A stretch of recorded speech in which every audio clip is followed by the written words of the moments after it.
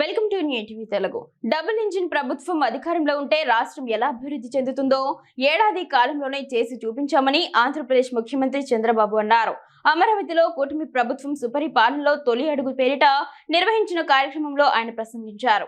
ఊహించిన దానికంటే ఎక్కువగానే పనులు చేశామని, స్వర్ణాంధ్రప్రదేశ్ విజన్ 2047ను లక్ష్యంగా నిర్దేశించుకున్నామని తెలిపారు. 4 సార్లు ముఖ్యమంత్రిగా బాధ్యతలు నిర్వర్తించిన అనుభవంతో ప్రతిసారి సమర్థవంతమైన సుపరిపాలన అందించాలని గుర్తు చేశారు.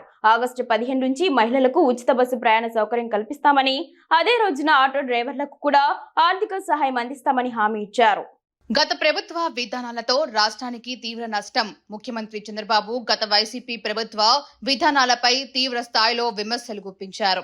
వారి అసమర్థ పాలన వల్ల రాష్ట్ర అభివృద్ధి పూర్తిగా కుంటుపడిందని, పెట్టుబడిదారుల్లో విశ్వాసం దెబ్బతిన్నదని ఆరోపించారు.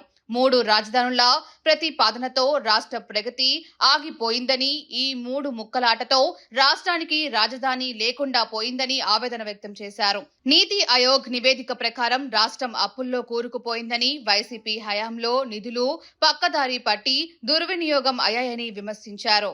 తాము అధికారంలోకి వచ్చిన వెంటనే మెగా డిఎస్సి నోటిఫికేషన్ విడుదల, అన్నా క్యాంటీన్ల పునరుద్ధరణ వంటి కీలక దస్తాలపై సంతకాలు చేశామని చంద్రబాబు తెలిపారు.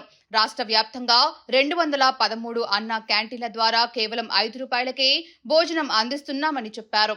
ఆగస్టు 15 నుంచి మహిళలకు ఉచిత బస్సు ప్రయాణం సౌకర్యం కల్పిస్తామని, అదే రోజున ఆటో డ్రైవర్లకు కూడా ఆర్థిక సహాయం అందిస్తామని హామీ ఇచ్చారు. తల్లికి వందనం పథకం హామీని నిలబెట్టుకున్నామని, అడ్మిషన్లు పూర్తయిన తర్వాత 1వ తేదీ నుంచి ఇంటర్ విద్యార్థులకు కూడా ఈ పథకాన్ని వర్తింపచేస్తామని ప్రకటించారు.